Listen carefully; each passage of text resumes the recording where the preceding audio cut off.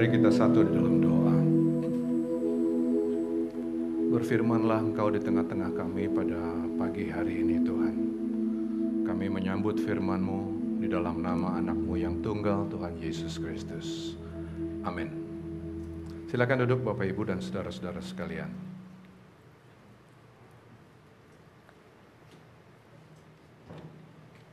Sepanjang bulan ini kita selalu bicara tentang gereja. Nah, pagi ini saya mau lanjutkan lagi tema gereja kita. Gereja harus mampu membuat jemaat tidak lagi sekedar berpikir atau memahami Tuhan secara mistik. Gereja harus mampu membuat jemaat berpikir logis, analis. Ulangin, gereja harus mampu membuat jemaat tidak sekedar berpikir atau memahami Tuhan secara magis, tapi justru harus mampu membuat jemaat menjadi jemaat yang berpikir secara logis, mendalami firman Tuhan, mengerti, bukan cuma sekedar kayaknya seperti ini atau seperti itu, mengerti. Hanya kepada orang-orang yang mengertilah maka benih itu bisa bertumbuh. Oke. Suatu kali Tuhan Yesus lagi ada di suatu daerah yang namanya adalah Kaisarea Filipi. Mereka duduk sama-sama di situ, ngomong-ngomong ini dan itu segala macam. Terus pada kesempatan itu Tuhan Yesus nanya. Dia tanya, Whom do men say that I, the Son of Man, am? Kata orang, siapakah anak manusia? Itu pertanyaannya. Ini di Matius 16 ayat yang ke-13. Nah, kita tahu cerita ini udah berkali-kali kita dengar sejak lama. Kemudian tiba-tiba Petrus yang angkat tangan kan? Petrus bilang, oke, aku tahu jawabannya. Kemudian Petrus bilang, kau adalah Mesias, anak Allah yang hidup. Nah, terhadap jawaban Petrus yang hebat itu, yang tepat itu, kemudian Tuhan Yesus memuji. Yang lain-lain bilang, kata orang kau adalah Elia, no. Tapi menurut kamu siapakah aku ini? Kemudian Tuhan Yesus berkata, iya Petrus, kamu jawabnya benar. Berbahagialah engkau Simon bin Yunus, sebab bukan manusia yang menyatakan itu kepadamu, melainkan Bapakku yang di sorga. Keren banget. Bukan manusia yang ngajarin itu kepadamu, tetapi Bapakku yang di sorga. Penasaran nggak? Gimana caranya Bapa bisa ngomong kepada Petrus pada saat itu? Penasaran nggak? Apakah dengan cara yang ajaib, cara yang magis, tiba-tiba pada saat itu juga Petrus kayak kesurupan gitu. Kesurupan roh Allah. Kemudian bisa ngomong jawaban yang jelas. Pernah nggak kita kepikiran mengenai ini? Gimana caranya Bapa berkata-kata dalam Petrus? Masa sih Bapa yang mulia itu pakai cara-cara kesurupan? Kalau kesurupan, Petrus nggak inget apa yang dia omongin. Tapi ini kan jelas, Petrus inget apa yang dia omongin. Jadi penasaran nggak sih kita untuk dalemin hari ini? Gimana caranya Bapa berkata-kata? Apakah ini mistik? Kedua, penasaran nggak sih bahwa kemudian melalui percakapan di Kaisarea Filipi ini, Petruslah yang dipercaya menjadi fondasi gereja. Gereja yang seperti apa yang diharap untuk dibangun sama Petrus pada zaman itu? Oke, pendidikan dalam zaman Yesus waktu itu luar biasa bagus. Ada penelitian-penelitian yang dibuat tentang pendidikan di zaman Yesus. Education and the Study of Torah, salah satunya. Ini dibuat oleh Shmuel Safrai dalam publikasi The Jewish People in the First Century, diterbitkan di Amsterdam tahun 76. Dikatakan bahwa kualitas pendidikan di zaman Yesus itu bagus sekali. Kemudian di dalam suatu lecture yang ditulis oleh David Bevin tahun 85, ditulis begini, di zaman itu ya, Alkitab itu dihafal sama semua orang. akan susah banget untuk bisa ketemu anak kecil yang nggak hafal kitab mereka. Tradisi oralnya mereka hafal, tradisi tulisnya mereka hafal. Dan di zaman itu, kitab itu nggak cuma 66 seperti yang sekarang kita kenal dalam Alkitab. Kitab mereka banyak sekali, kitab nabi-nabi, kitab sejarah, kitab budaya mereka, ada Mishnah, ada Gemara, ada banyak banget yang ditulis. Dan mereka hafal mati semuanya. Sebegitu bagusnya tulisan-tulisan di zaman itu tentang Tuhan. Iman mereka betul-betul bertumbuh. Bahkan bagi mereka pada zaman itu, kurikulum pendidikan itu adalah kurikulum yang sebetulnya dimulai dari Bapa sendiri, Allah sendiri, yang nyuruh mereka untuk jadi bangsa pembelajar. Ditulis begini, kasihilah Tuhan Allahmu dengan segenap hatimu dan dengan segenap jiwamu, dan dengan segenap kekuatanmu. Kita harus mengasihi Allah dengan segenap. Bagaimana caranya? Orang menunjukkan bahwa dia mengasihi Tuhan dengan segenap. Ini tulis caranya. Apa yang kuperintahkan kepadamu pada hari ini, haruslah engkau perhatikan. Haruslah engkau mengajarkannya berulang-ulang kepada anak-anakmu dan membicarakannya. Kau lagi duduk di rumahmu, sedang dalam perjalanan, berbaring, ataupun sedang bangun. Itu Ulangan 6 ayat 2-7. Jadi orang-orang yang mengasihi Tuhan, orang-orang yang takut akan Tuhan, orang-orang yang hormat sama Tuhan, haruslah terdidik, terpelajar. Itu harus. Kita nggak bisa dikatakan menyembah Tuhan. Kita nggak bisa dikatakan beribadah kepada Tuhan kalau nggak belajar. Bahkan di zaman itu ada kalimat begini, ibadah yang paling mulia itu bukanlah waktu kita nyanyi, angkat tangan, puji Tuhan. Bukan. Ibadah yang paling mulia bukan juga ketika kita ngasih uang, persembahan. Bukan. Ibadah yang paling mulia adalah ketika kita belajar. Karena ketika kita nyanyi, kita yang ngomong. Ketika kita berdoa, kita yang ngomong. Ketika kita kasih persembahan, kita juga yang ngomong melalui persembahan kita. Bukan? Satu-satunya kesempatan Allah bicara sama kita adalah melalui belajar.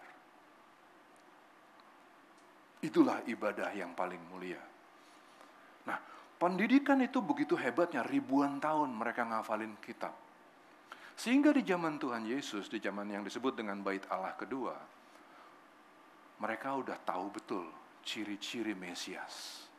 Seperti apa sih Mesias yang akan datang itu? Salah satu cirinya, Mesias itu akan disebut sebagai anak manusia. Catat, sebagai apa?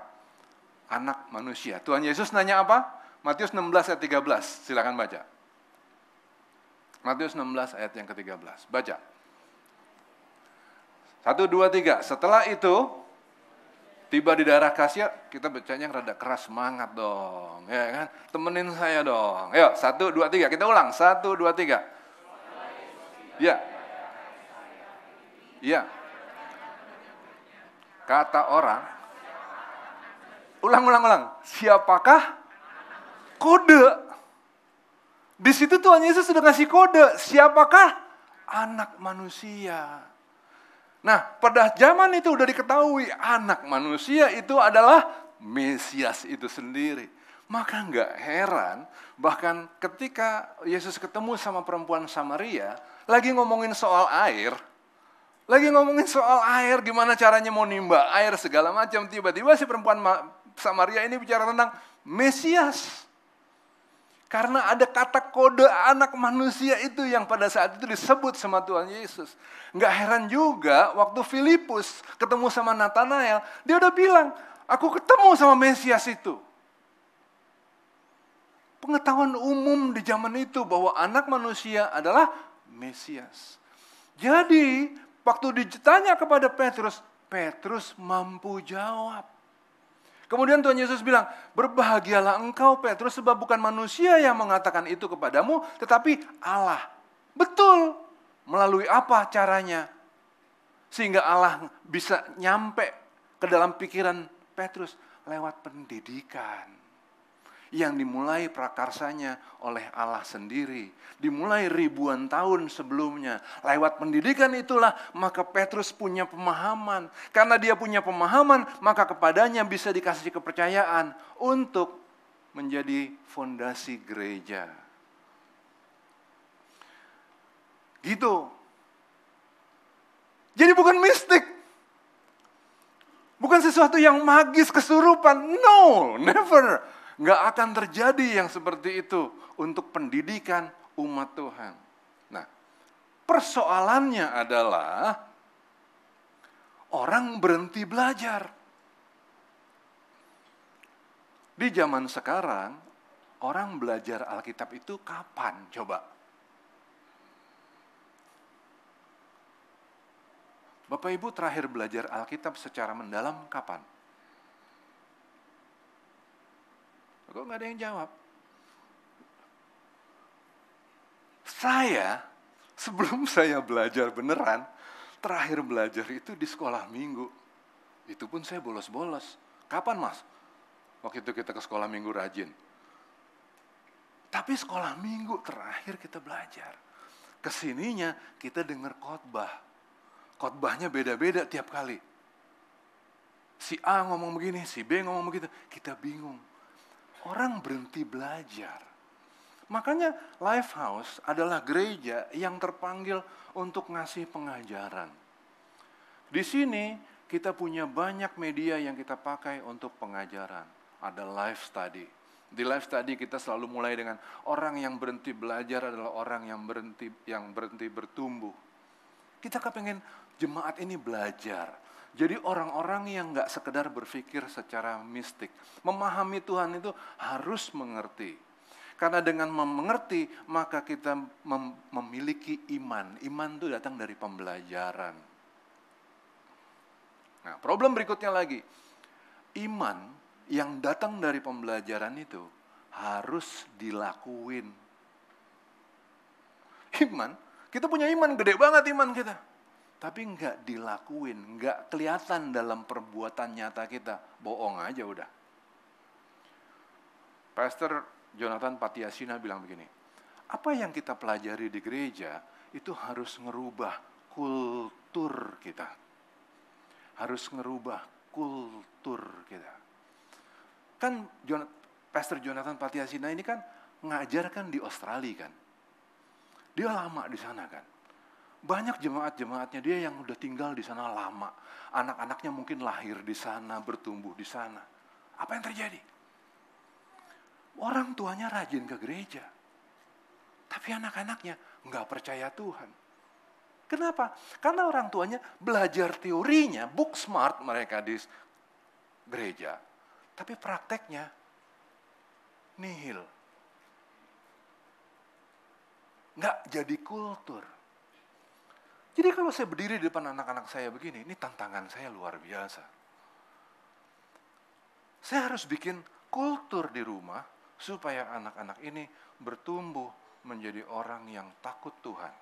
Terlalu banyak pendeta, pelayanannya hebat, jemaatnya gede, anak-anaknya hancur sehancur-hancurnya.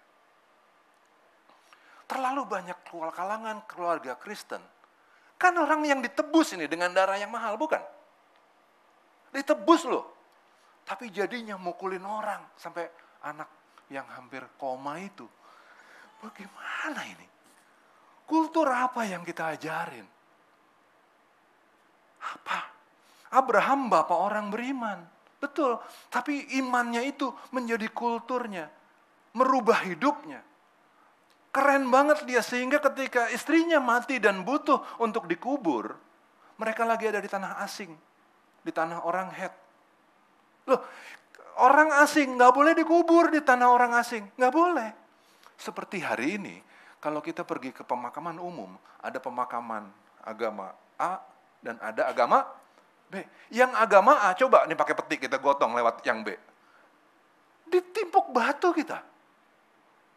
Bisa-bisa kuburan yang ini dibongkar lagi, didoain lagi, baru ditanam orang itu. Karena dilewatin peti mati kita. Kan begitu. Tapi karena iman Abraham itu betul-betul dilakuin sama dia. Dia bikin jadi pohon, kayak pohon yang berbuah lebat buat semua orang, bisa dinikmatin sama orang lain. Imannya nggak cuma kosong-kosong, nggak kaleng-kaleng nggak. Oh begitu dia butuh tempat untuk kuburin istrinya, orang Het bilang, pilih Bapak Abraham, yang mana tanah kami yang mau dipakai. Nggak usah pun bayar. Luar biasa. Iman itu harus menjadi kultur, harus jadi kebiasaan kita, dan kemudian kita harus dinikmatin sama banyak orang. Kayak kita jadi pohon yang luar biasa berbuah lebat. Harus begitu. Iman itu harus bawa manfaat untuk diri sendiri, keluarga, dan orang lain. Jadi kamu lihat, kata Yakobus, bahwa manusia dibenarkan oleh karena perbuatan-perbuatannya. Dan bukan hanya karena iman. Cerdas dulu, logis berpikirnya, nggak mistik, kita ngerti, kita tahu gimana nerapinnya dalam hidup, berbuah lebat, nyenengin buat banyak orang, jadi counsel buat orang lain, orang lagi kesulitan, nyarinya pasti kita. Pokoknya mereka bilang gini, kalau gue ngomong tentang kebaikan, kalau gue nyari orang, gue perlu orang yang baik. Gue bakalan nyari orang-orang Lifehouse. Nah, harus begitu, itu identitas kita. Bukan cuma orang-orang yang banyak nguapnya doang. Ngomongnya nguap gitu, gak jelas gitu. Itu identitas kita. Hidup bersama dengan Allah itu bukan suatu kehidupan agama. Abraham dan tokoh-tokoh seperti Musa dan lain-lain, nggak kenal agama dia. Ayub beragama? Belum. Bahkan mereka bukan orang Yahudi. Belum. Hidup dalam Tuhan bukan soal ngelaksanain liturgi gereja. Karena di zaman Kisah Para Rasul nggak ada liturgi. Ibadah itu seluruh hidup.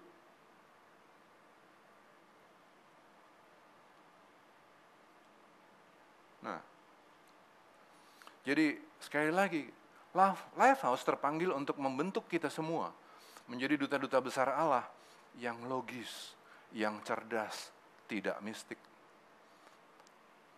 Orang-orang yang seperti itu, logis, cerdas, tidak mistik, itu disebut sebagai orang-orang yang spiritualis. Jangan salah ya, tidak mistik. Itu spiritualis namanya. Orang-orang yang sadar bahwa memang benar sih, nggak semua hal bisa kita ngerti secara logis, nggak semuanya. Nanti kita ngomong tentang ini. Nggak semua hal bisa kita pahamin secara logis. Namanya kita mengenal Tuhan, ada bagian-bagian yang kita nggak ngerti. Tapi, kita tahu persis bahwa dalam segala hal yang kita lakuin, selalu ada Tuhan. Itu loh orang-orang yang spiritualis. Hidup kita milik Tuhan. Apapun yang kita lakukan untuk kepentingan Tuhan, itu orang-orang spiritualis. Nggak semuanya bisa kita pahamin secara logis.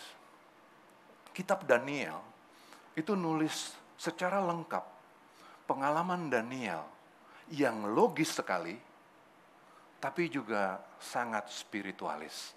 Ada bagian-bagian yang dia pun nggak ngerti. Suatu kali, Raja Nebukadnezar, ngimpi. Ini orang aneh. Rajanya rada-rada singit juga dikit. Dia bilang begini, panggil tuh ahli-ahli kitab, ahli-ahli nujumku, kasdim, panggil mari. Panggil. Raja duduk di singgasananya. Alih-alih, coba kamu terjemahin apa mimpiku. Oh, orang-orang kasdim kan udah kebiasa dong untuk baca mimpi kan. Dia pasang jaketnya begini, dibenerin jasnya, dia tunduk. Tuanku yang mulia, silakan Tuanku bercerita tentang apa yang Tuanku mimpikan dan kami akan menerjemahkannya. Raja buka kacamata, dia bilang, lo gak bisa ngabisin waktu gua. Begini loh, kamu harus tahu apa yang aku mimpiin. Capek nggak? Lu harus tahu apa yang gue ngimpiin, abis itu lu keterjemahin sama gue. Nah, Kasdim bilang, nggak pernah ada dalam sejarah raja manapun yang paling berkuasa pun nggak pernah minta yang seperti ini. Mana ada orang bisa baca mimpi orang lain? Raja bilang, pergi kamu. Kalau kamu nggak bisa terjemahin mimpiku itu, lu sama gua end. Kan begitu bahasanya tuh hari itu, ya kan? Delete, hapus chat, ya kan? Pertemanan, hapus. Kan begitu. Daniel datang. Dan kemudian pada suatu malam, Tuhan membuka itu dalam penglihatan. Gimana caranya? Terus Daniel datang ke depan raja. Raja, aku tahu apa yang Tuhanku ngimpi. Begini kan, ada patung begini kan, ada begini kan, ada begini kan. Dia ceritain lengkap. Rajanya begini. Wow. Wow, ting gitu kan. Lengkap, tepat banget. Lihat. Gimana caranya Daniel bisa terjemahin mimpi seperti itu? We don't know. Tapi lihat juga bahwa Daniel bisa nyampe di kerajaan Nebukadnezar hari itu, ditulis dalam Daniel 1-nya, ditulis bahwa dia orang pintar. Dia orang yang mengetahui segala sesuatu. Dia berbadan sehat. Tuh lihat. Dengan pengetahuannya yang hebat itu, kemudian barulah Tuhan bisa ngomong sama dia dalam mimpi. Bagaimana Tuhan bisa ngomong dalam mimpi kalau dia nggak punya pengetahuan? Bagaimana Tuhan bisa pakai dia kalau dia nggak sehat? Gimana caranya? Setelah kebuka semua itu, kemudian raja kasih wilayah kepada Daniel untuk diperintah. Bayangin. Berarti orang ini kan benar-benar jago. Nggak kaleng-kaleng kan? Nah, lebih ngeri lagi, waktu dia dikasih kekuasaan dan kepercayaan yang begitu hebat, dia tetap rasionalis. Bagaimana caranya? Raja ini bikin patung di mana kepada patung ini semua orang harus nyembah. Benar nggak? Apa yang dibikin sama Daniel? Ya udah, Daniel diam aja. Dia nggak tiba-tiba terus nginjilin si raja dong. Dalam kasus yang lain, waktu itu ada lagi cerita tentang Naaman yang datang untuk minta untuk dibaptis. Setelah dibaptis, dia nanya, nanti aku harus nyembah kepada Allahnya Tuanku di kotaku sendiri. Ketika itu terjadi, apa yang harus kulakukan? Nabi Allah yang hebat. Nabi Allah itu bilang, do it. Logis kan dia? Dia nggak bilang tiba-tiba, musuhin rajamu. Hajar. Hari ini orang Kristen, ketika dia ngerasa bahwa dia udah beriman, dia udah di dalam Tuhan, apa yang dibikin sama orang-orang ini? Tiba-tiba jadi anti segala sesuatu. Saya tantang Bapak Ibu hari ini. Kalau hari ini di tengah-tengah kita datang orang-orang yang gerakannya gemulai gitu, ini udah tantangan saya yang kedua nih. Kalau hari ini duduk di tengah kita orang-orang yang gemulai nggak karu-karuan, gitu. Apa gaya kita? Apa juga gaya kita? Apa tiba-tiba kita pemburit orang-orang yang pantas untuk dihukum? Kayak gitu nggak kira-kira kita? Atau mungkin kita nggak ngomong, di sini kita diam, tapi mata kita gitu.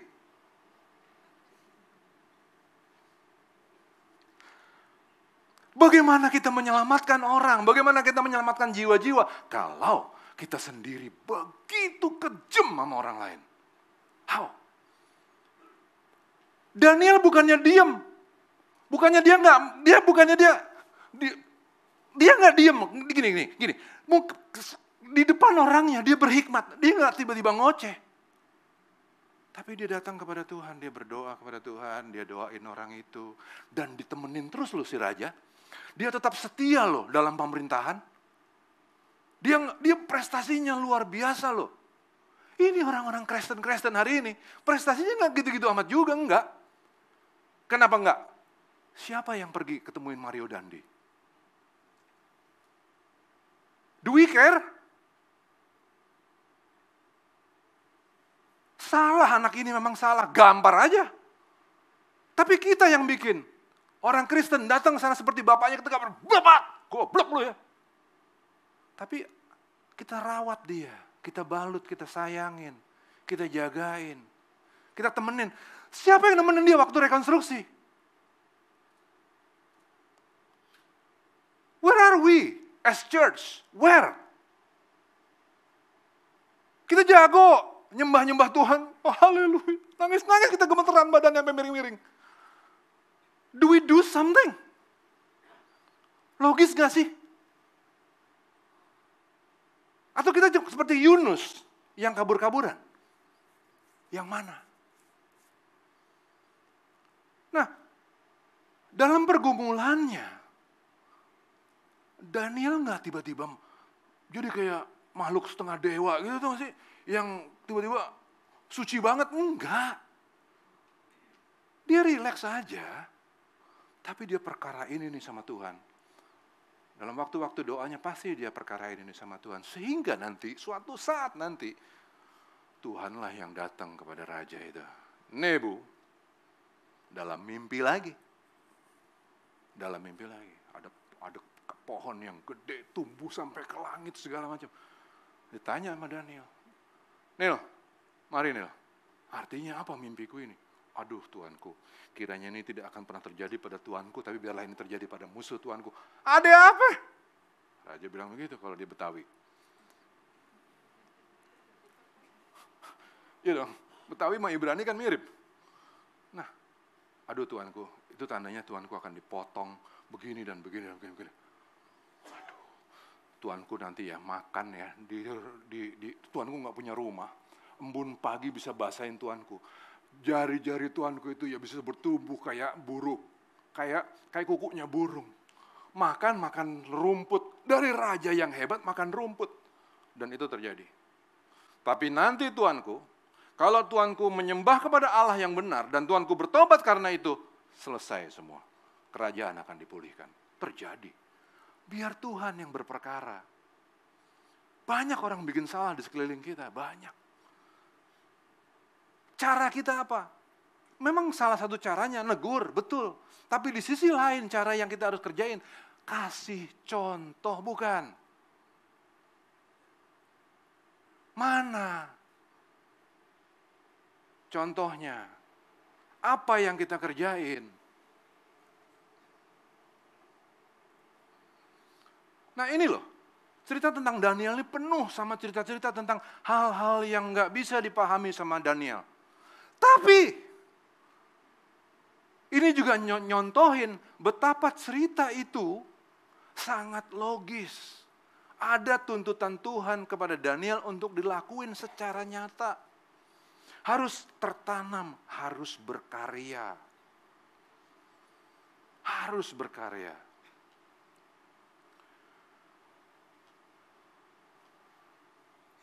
Hari ini coba pikirin. Kira-kira, ya kan, kenapa ya kok Tuhan nggak pernah datang lagi dalam mimpi ke kita? Seperti Daniel gitu loh, yang tiba-tiba bisa baca mimpinya orang. Pak Dwi, tadi malam mau ngimpi ini kan? Gua tahu ya kan? Begini. Nggak ada lagi, hari ini udah nggak ada lagi kayak gitu. Kenapa? Kenapa coba?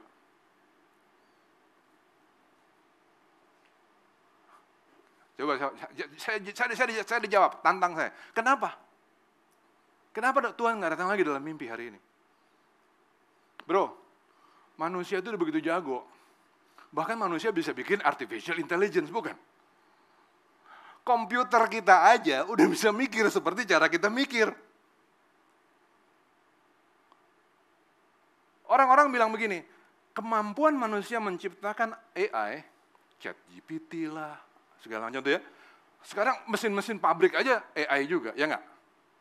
Mobil, kita mau parkir, kita tinggal pencet, dia parkir sendiri, capek nggak? Dia bisa ngukur begini, dia parkir sendiri.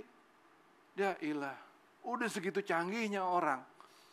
Orang-orang bilang gini, kemampuan manusia menciptakan AI itu menunjukkan kualitas Tuhan. Manusia itu kan berpikir dengan cara yang Tuhan kasih. Benar gak? Manusia bisa terjemahin itu ke dalam komputer. Gila, hebat banget manusia itu.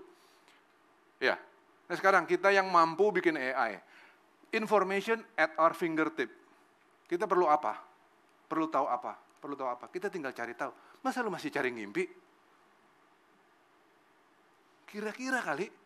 Hari ini kalau kita dikasih ngimpi sama Tuhan, kita juga bakalan gini, itu cuma ngimpi kali ya.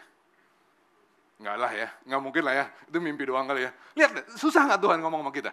Dikasih mimpi kita nggak percaya, nggak dikasih mimpi kita bilang, mana mimpinya Tuhan? Gimana sih orang-orang ini? Nggak logis gitu mikirnya. Kalau begitu terus cara kita mikir, musuhan kita sama Tuhan. Dikasih ngimpi, salah, nggak dikasih ngimpi, salah. Dikasih mujizat salah, nggak dikasih mujizat salah. Kalau dikasih mujizat, salahnya jadi apa? Kita jadi kegeeran. Jadi belagu, kita makin belagu. Kayak jalannya di atas air gitu. Waduh, lu bayangin, kita jalan di atas air. Habis itu besokannya kita kayak apa gaya kita? Kita belum bisa jalan di atas air, kita belagu orang-orangnya. Kresen maksudnya ya. Udah belagu orang-orang. Apalagi bisa jalan di atas air. Tapi kalau nggak bisa jalan di atas air, kita bilang apa? Tuhan nggak baik sama kita. Tuhan jahat, diskriminatif. Gue gampar juga loh orang-orang lo. Capek gitu. Jadi nggak jelas tuntutan kita apa ke Tuhan. Lagi pula apa sih yang mau kita tuntut dari Tuhan? Nah daripada begitu, lebih baik iman kita itu membuat kita supel, berhikmat, cerdas dalam segala sesuatu.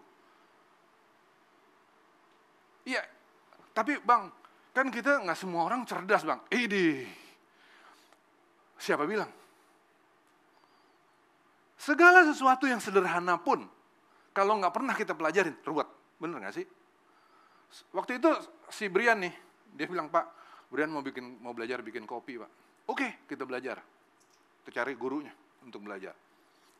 Udah dong. Kita pelajarin tekniknya.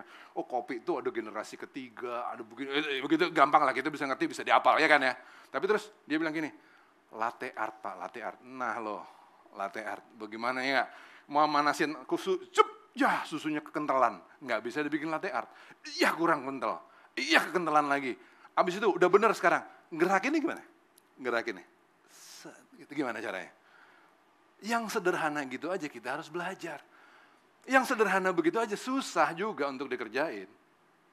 Oke, kita nggak secerdas Einstein, enggak. Botak sih udah bener botaknya. Belum tentu pinter juga gitu, tau nggak sih? Ya oke, tapi kan di dalam segala hal kita harus kembangin diri kita kan. Bagaimana Tuhan bisa berkarya dalam hidup kita, nyurahin segala kepinteran, kalau kita ini seperti bejana yang datar. Ini kan bejana nih, lumayan lah ya. Kalau air turun ke atas sini, ya lumayan lah, ada yang tumpah, ada yang ketahan. Nah kalau kita flat begini, mau jadi apa kita? Mau ngapain? Tuhan, berikan aku hikmat. Oke. Turun semua. Kalau minta hikmat anakku, biarkan aku juga untuk biarin kamu ngebentuk. Supaya kamu jadi bejana. Ini aja masih miring-miring. Ini gini. Nah, iya gak? Tapi bagaimana aku bisa bikin kamu begini kalau kamu belajar aja kagak mau? Life study, ada yang datang nggak? Nggak ada yang liatin juga. Nah, ini udah mulai nih. Jadi begini nih. Ya kan? Life cell, datang dong. Sampai Pastor Dieter waktu itu bilang, datang. Sepanjang khotbah dia ngomong tentang itu doang. Udah nih mulai kebentuk nih. Tapi nggak datang lagi. Gini lagi rese. Life study itu online loh. Online, kapan aja mau dilihat bisa. Datang dong. Oke, iya repot lagi. Kita tuh segitu seriusnya loh nyediain pendidikan. Tanggal 24 Maret, saya mau lihat berapa kita yang datang. Tanggal 24 Maret kita ngundang pembicara dari Israel. Untuk bicara tentang cara berpikir Yesus sebagai orang Yahudi. Banyak ayat-ayat dalam firman Tuhan yang kita nggak ngerti, karena kita nggak ngerti budayanya. Sekarang orang Yahudinya sendiri datang nerangin sama kita. Datang nggak kita? tanggal 24 Maret? Coba. Ingat ini kalau nggak datang, ya kan? Apa nih? Bejana rata, mau dibentuk, nggak mau. Jadi rata lagi. Nanti kita kasih deh itunya, detailnya. Tanggal 24 Maret, tinggal datang doang. Bayar? Enggak. Diharapin kasih ini itu? Enggak juga. Just come and learn. Amin apa enggak nih? Amin itu artinya datang enggak? Itu lain lagi ceritanya ya. Itu lain lagi ya. Amin, amin, amin, amin, amin. Datang enggak? Entar dulu. Ya elah, iya kan? Ayo dong, yang pintar dong, yang logis dong, yang cerdas dong. Enggak semua hal bisa kita pahamin. Iya, oke. Tapi cerdas. Nah, kemudian dalam cerita Daniel ini juga, tadi saya mulai jam berapa, saya udah sampai lupa. Dalam cerita Daniel ini juga, kelihatan banget bahwa Daniel gak pernah pakai kedekatan dia sama raja dan kedekatan dia sama Tuhan untuk kepentingan dirinya. Benar gak? Jangan Danielnya, anak buahnya tuh, Sadrak, Mesak, Abednego. Disuruh nyembah patung, dia gak mau. Oke? Raja panggil, maksud lo? Apa nih? Gak mau nyembah. Dia bilang gini, Tuanku, hiduplah Tuanku selama-lamanya. Raja yang hebat, yang berkuasa atas seluruh bangsa. Tapi kami gak mau.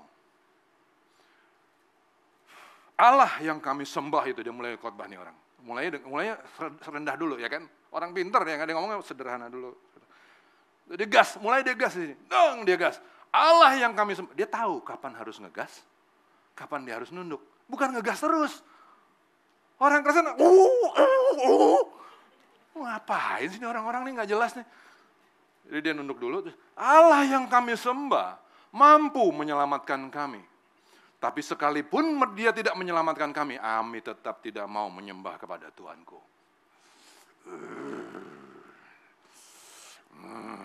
Kayak Bang apa tuh yang di TV itu, yang di penjara tuh.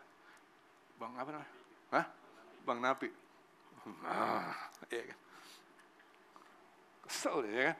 Panas itu tunggu. Panas banget kata raja. Panas itu. Sampai orang yang lemparin Sadrak, Mesak, Abednego mati loh. Ya kan? Tapi apakah di situ ada cerita bahwa Sadrak, Mesak, Abednego berpuasa 3 hari 3 malam, meminta kepada Tuhan untuk mengadakan mukjizat? Nggak ada sama sekali. Nggak ada. Dia nggak pernah pakai kedekatannya sama Tuhan untuk kepentingan dirinya. Raja bilang, masukin.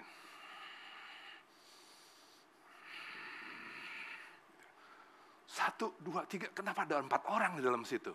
Ya, rajanya sendiri yang jadi bingung. Wow. Keren loh orang-orang ini.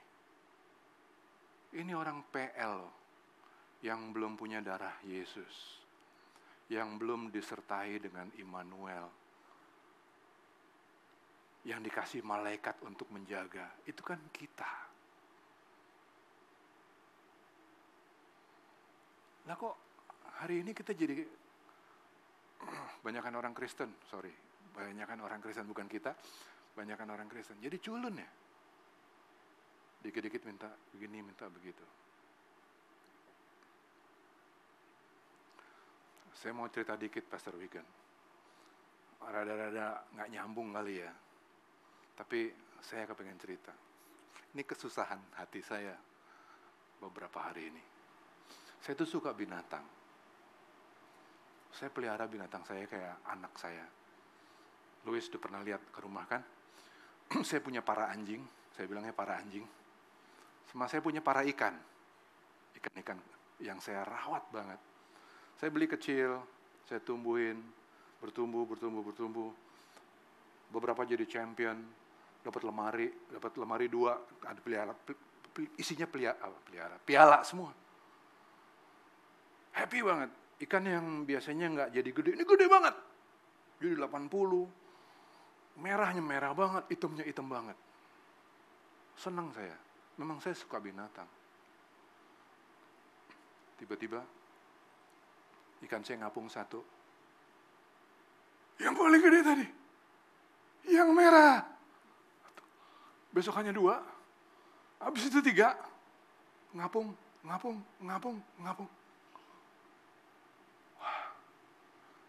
Oke deh, tapi yang lain belum ngapung. Dokter kita panggil, dokter periksa. Pak, kena virus Pak.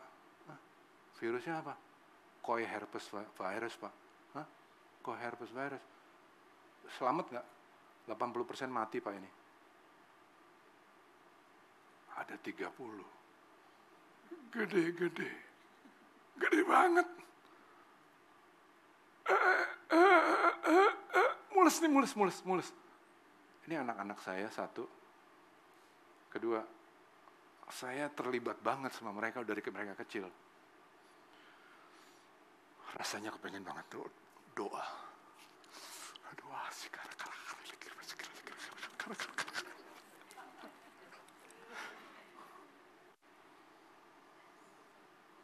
Aduh, kemarin ada outing sama perusahaan, saya pergi berdua istri saya. Otak saya di rumah mikirin si para ikan. Dokter datang bertopo-gopo, dokter bawa segala macam obat, segala macam pokoknya kita bantuin si ikan. Tapi kabarnya seperti itu. Saya ngobrol sama istri saya. Sepanjang malam itu saya diam, orang-orang pada nyanyi, pada begaul, ketawa-ketawa, saya diam, mikir. Saya bilang sama istri saya begini, ya udahlah sayang, kalau memang harus begitu, ya udah, it's okay. Ini sambil ngomong, sambil jantung saya nyut gitu. Tapi bener loh, ya udahlah, it's okay.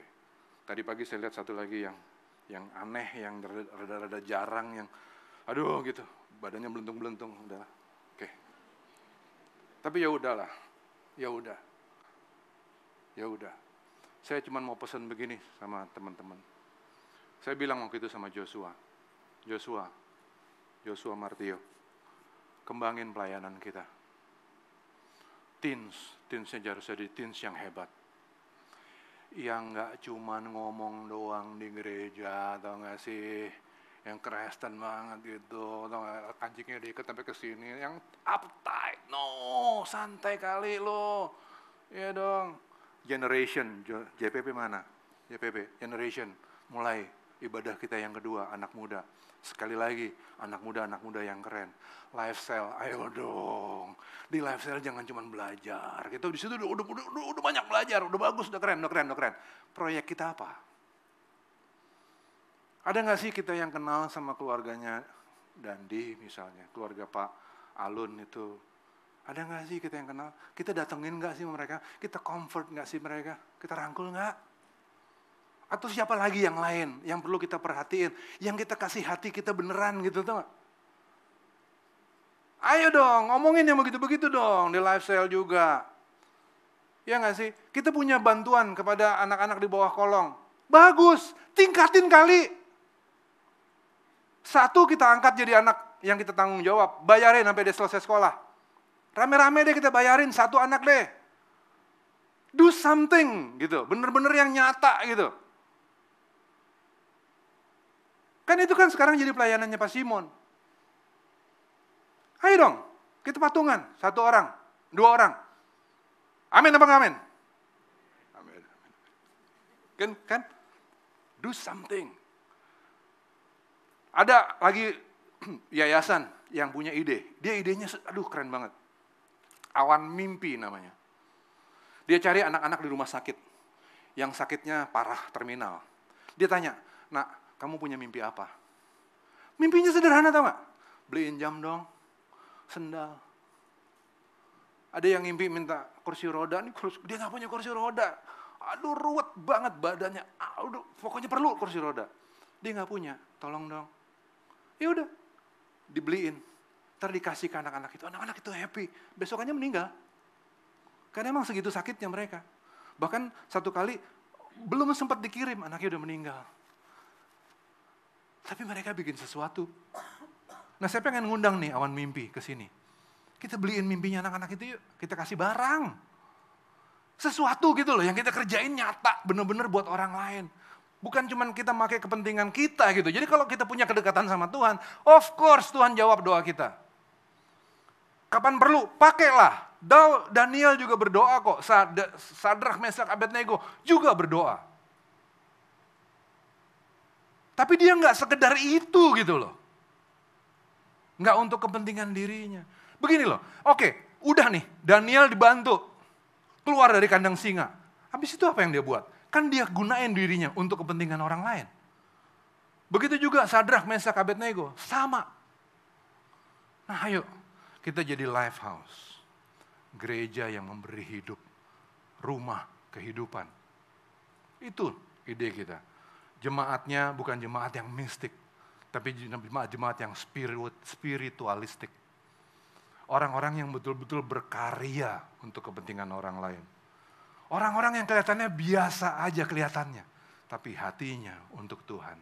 Supel banget, pinter banget, setia, cerdas, rendah hati.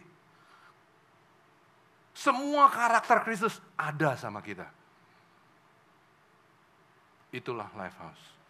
Disitulah kita mau tertanam. Amin. Kita nyanyi satu lagu yuk.